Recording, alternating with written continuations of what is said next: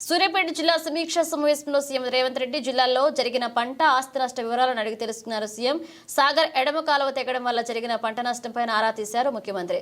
సూర్యాపేట జిల్లాలో 30 సెంటీమీటర్ల అతి భారీ వర్షం పడింది. అధికారులు నిరంతరాయం ప్రజలకు అందుబాటులో ఉన్నారని, పంట ఆస్తి నష్టంపై అధికారులను ప్రాథమిక నివేదిక ఇచ్చారు.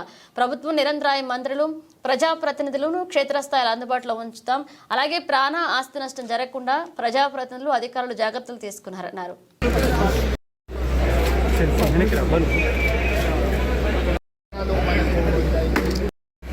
నిరంతరం ప్రజలకు అందుబాటులో ఉండి గత నెల 30-31 మొదటి తారీఖు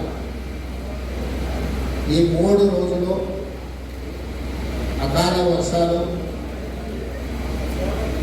అతిగా వర్షాలు కురవడం వల్ల దాదాపు అధికారుల నివేదికల ప్రకారం హుజూర్ నగర్, కోదాడ, ముక్కతుర్తి, సూర్యాపేట జిల్లాలో 30 సెంటీమీటర్లకు పైగా వర్షాలు కురవడం, దీనివల్ల పెద్ద ఎత్తున పంట నష్టం, ఆస్తుల నష్టం, కొంత ప్రాణ నష్టం జరిగిన సందర్భంలో రాష్ట్ర ప్రభుత్వం వైపు నుంచి ప్రజల్ని సంపూర్ణంగా ఆదుకోవాలి, ప్రజలకు ఒక విశ్వాసం కల్పించాలన్న ఆలోచనతోటి ఈరోజు నేను ఈ పర్యటన చేపట్టి సూర్యాపేట జిల్లా కోదాడ శాసనసభ నియోజకవర్గానికి పర్యటనకు రావడం జరిగింది.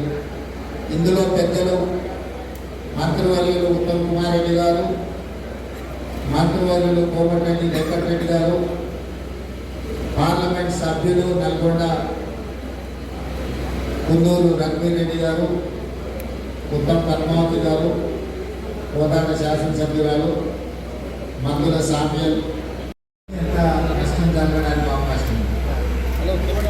ఈ కాలం దిగినాయి కదా, 2 రకాలు కాలం వ్యవసాయ పొలాలను ఇష్టమైన పేరడం ఒక రకమైన సమస్య.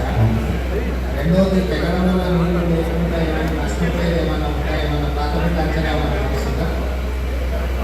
అంటే మనకి ఆయుధ విషయంకి వస్తే నల్గొండలో 1.7 అట్లానే జిల్లాకు వచ్చి 2 లక్షల 30 వేలు, 1,70,000, 2,30,000